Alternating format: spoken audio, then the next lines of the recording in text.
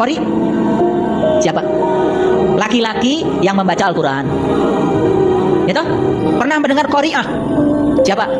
Perempuan yang membaca Al-Quran. Biasanya kan kalau mauludan, rajaban, kalian suka mengundang qori'ah. Biasanya juara membaca Al-Quran. Yang laki-laki disebut qori, yang perempuan disebut qori'ah. Di Quran ada Quran, surat Al-Qori'ah. Sayang sekali, surat Al-Qori'ah selama ini diterjemahkan hari kiamat. Saya juga bingung. Ya jelas bingung Ustadz ya. Wong Anda itu tidak bisa membedakan antara qori'ah dengan qori'ah.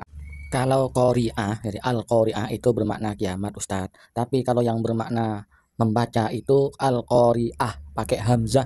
Kalau al-qori'ah buka pakai ain. Kalau al-qori'ah itu dengan hamzah maka artinya membaca.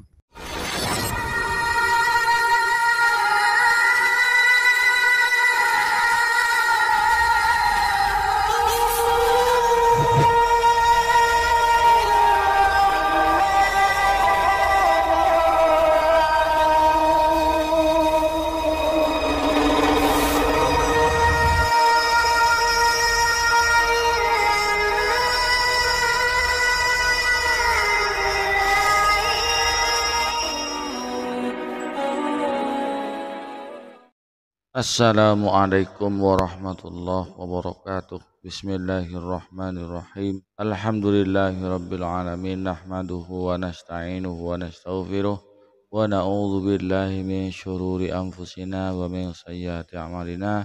May yahdihillahu fala mudilla lahu wa may yudlilhu fala hadiyalah. Assalatu wassalamu ala Rasulillah wa ala alihi wa sahbihi wa man tabi'ahu wa mawalah. Amma ba'du, pemirsa TV yang dirahmati Allah, di kesempatan kali ini kita jumpa lagi. Mudah-mudahan kita senantiasa mendapatkan lindungan dan rahmat dari Allah, juga mendapatkan taufik dan hidayahnya. Amin ya rabbal alamin. Sahabat wajah, saudara-saudara kaum muslimin dan muslimat, Bapak Ibu pemirsa TV yang dirahmati Allah, di kesempatan kali ini saya akan membawakan sebuah video dan meluruskan pemahaman yang menyimpang, yaitu kali ini dari Ustadz Saiful Karim. Ini sudah saya yang ketiga kalinya mengomentari atau meluruskan pemahaman dari beliau, karena pemahaman beliau ini tidak lazim dan sangat membahayakan masyarakat awam, ya. Karena pemahamannya sangat berbeda dengan pemahaman Islam pada umumnya dan sangat berbeda dari pemahaman para ustadz khususnya. Dan ini ya sangat penting, sangat perlu untuk diluruskan ya. Kali ini beliau itu membahas tentang kiamat.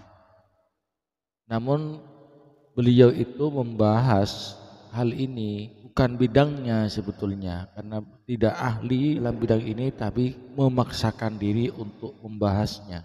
Dalam kajiannya beliau itu menamakan ya pengajiannya dikatakan pengajian makrifat. Wah, ya kalau dari nama pengajiannya musib lah sudah. Artinya kayaknya menjanjikan, kayaknya pengajian tingkat tinggi seperti itu kalau kajian makrifat.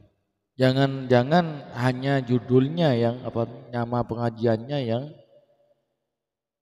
pengajian makrifat, tapi isinya di bawah syariat. Kita dalam beragama itu harus ditata dari bawah, dari syariat. Syariat dulu dibenerin, yang benar, hukumnya sekira paham, akidahnya sudah tertata dengan baik, fikih ibadahnya secara fikih sudah dilakukan dengan benar, akhlaknya sudah benar, hablum minallah, hablum minannasnya sudah benar, insya Allah akan mudah menuju jenjang-jenjang berikutnya. Tapi kalau syariatnya si amburadul ya, pemahamannya kocar-kacir, pemahamannya sudah nyeleneh-nyeleneh, melenceng-melenceng, maka kalau melangkah ke sana, melangkah kepada jenjang berikutnya, thariqah dan syariat akan semakin. Dalam kitab Kifayatul Atqiya dijelaskan, man tasyarra'a wa lam yatahaqqaq faqad tafassak, wa man tahaqqaqa wa lam yatasarra' faqad tasandak. Barang siapa yang mengamalkan syariat tapi tidak disertai hakikat, maka menjadi orang fasik. Dan sebaliknya, barang siapa yang mengamalkan hakikat tapi tanpa syariat, maka akan menjadi kafir zindik. Artinya akidahnya akidah yang melenceng, ya akidahnya akidah yang menyimpang dari akidah yang benar, dari akidah Ahlus Sunnah wal Mari Jamaah. kita simak ceramah dari beliau. Qori siapa? Laki-laki yang membaca Al-Quran, ya toh? Pernah mendengar qori'ah? Siapa? Perempuan yang membaca Al-Quran. Biasanya kan kalau mauludan, rajaban, kalian suka mengundang qori'ah. Biasanya juara membaca Al-Quran. Yang laki-laki disebut qori, yang perempuan disebut qori'ah. Di Quran ada Quran, surat Al-Qori'ah. Aduh ya salah Ustaz, dari menyebutkan surat an saja jenengan sudah salah. Itu yang benar Al-Qari'ah, bukan Al-Qari'ah. Menyebutkan nama salah.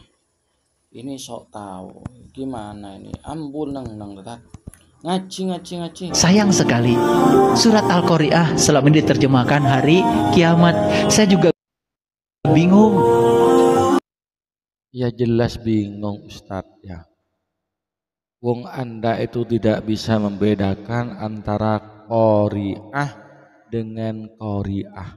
Memahami Al-Quran itu Ustadz ya, tidak cukup dengan terjemahan. Tidak cukup. Minimal memahami Al-Quran dan sunnah itu dengan ilmu nahwu dan surab Ustaz. Itu gramatika bahasa Arab. Wanau aula awalan ayyu'lama idzil kalamu dunahu la yufhama. Nahwu itu pertama kali yang harus dipelajari. Pertama kali yang harus diketahui. Izil kalamu, karena sesungguhnya kalam Arab itu dunahu, tanpa ilmu nahu la yufhama, tidak dapat dipahami. Kita tidak dapat memahami kalam Arab itu.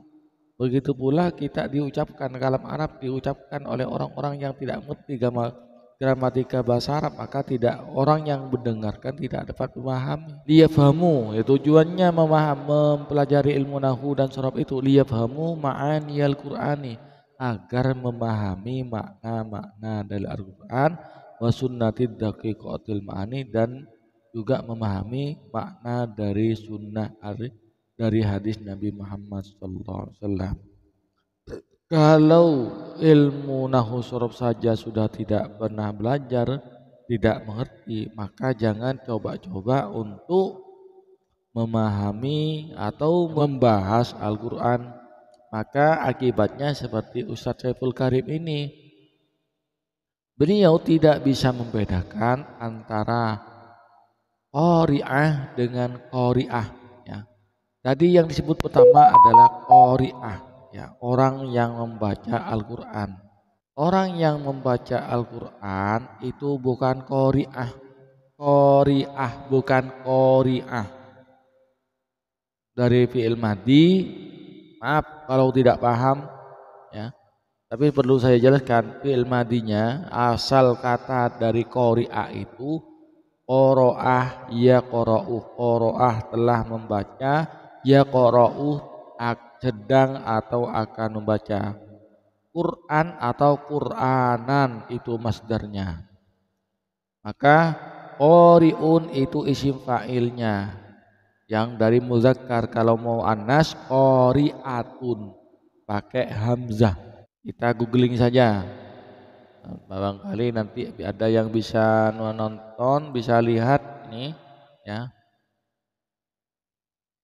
Lebih mudahnya ini kita ketik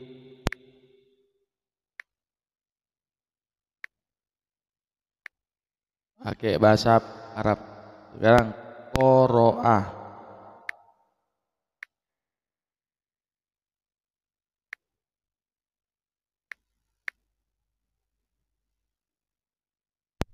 Nah, langsung keluarkan artinya membaca. Sekarang langsung kita ke isim fa'ilnya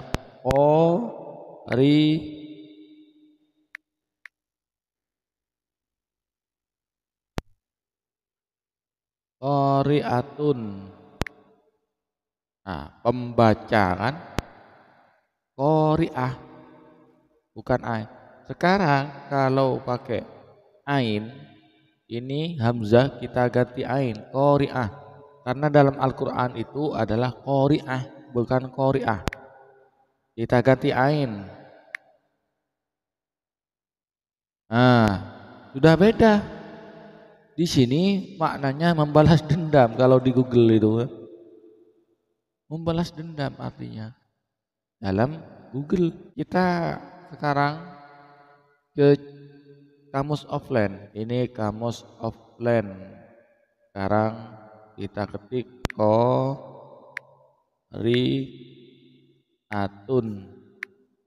Apa?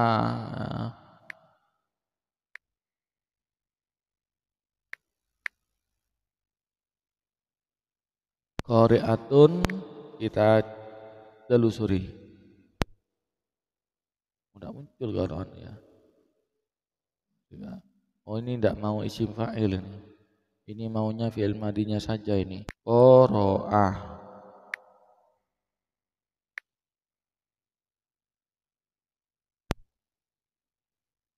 Ini kan bacanya maknanya membaca, menceritakan. Sekarang kalau pakai ain, qoro'ah.